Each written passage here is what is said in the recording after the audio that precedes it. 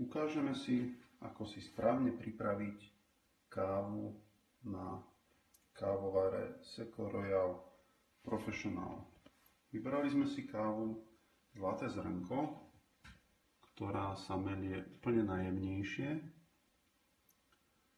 a zistíme, či aj tento kávovar po urobení 5000 káv dokáže pomleť kávu tak, ako je potrebné. Vidíme 5667 káv pripravených, čiže mlynček už bude značne opotrebovaný a pravdepodobne ho bude potrebné prekalibrovať, aby dokázal pomleť kávu na najjemnejšie. Neplatí to pre všetky kávy, každá káva sa melie na inej stupnici. Čím vyššie číslo, tým hrubšie mletie. Káva, ktorú používame teraz, je charakteristická tým, že sa melie úplne najjemnejšie a preto si budeme môcť nakalibrovať mlynček na ten najjemnejší stupeň. Kvantitu máme nastavenú na maximum, mlynček je nastavený na najhrubšie mletie.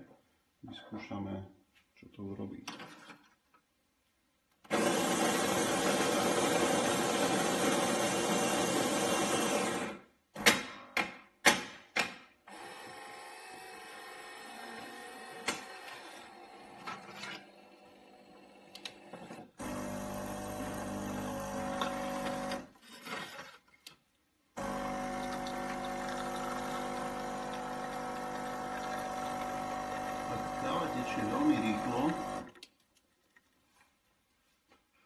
Káva tečie veľmi rýchlo.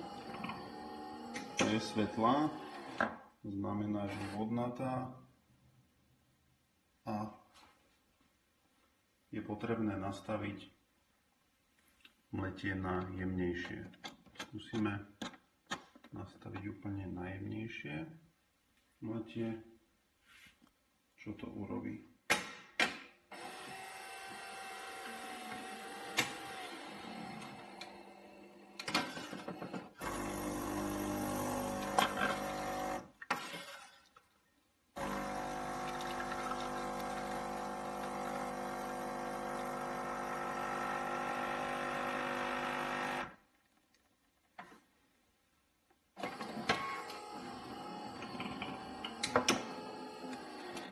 Tak je káva stále svetlá, aj po druhom mletí. Na to, aby sadli správne kamene, potrebujeme aspoň dvakrát zomleť kávu. Je potrebné mlynček nakalibrovať. Ukážeme si, ako na to.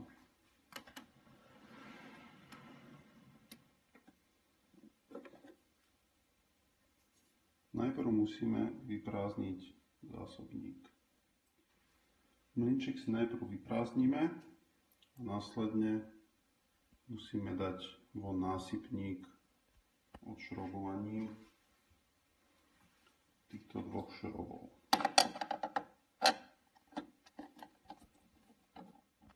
Odšrobovaním vyberieme násypník.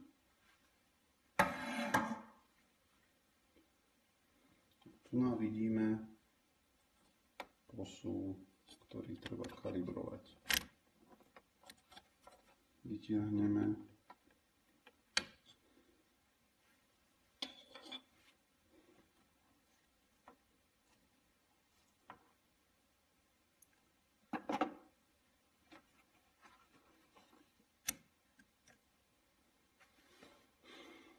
Takto je mlynček predkalibrovaný.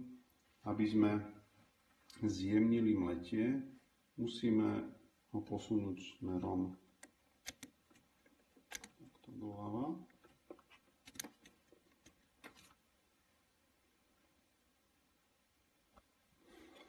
Dáme späť na stred.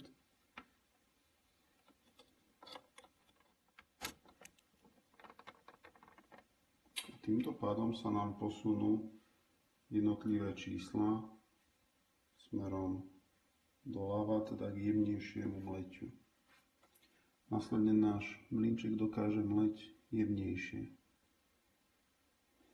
Teraz dáme späť.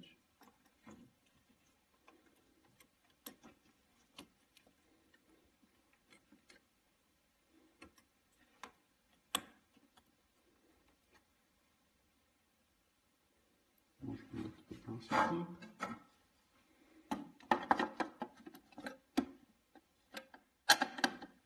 Zašrobujeme späť.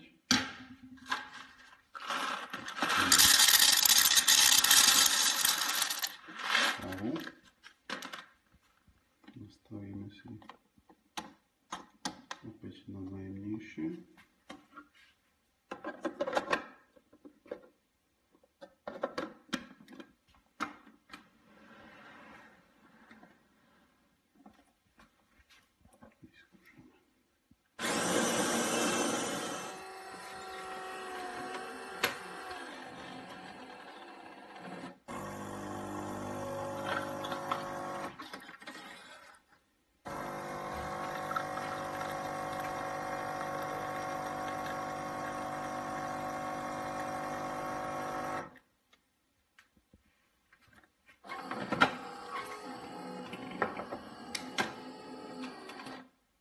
Káva je trošku tmavšia.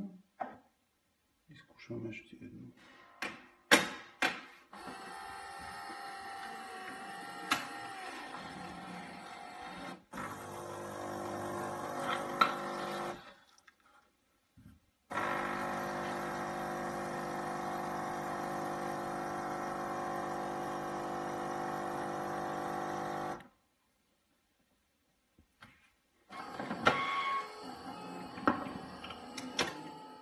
Vidíme, že teraz je pena tmavšia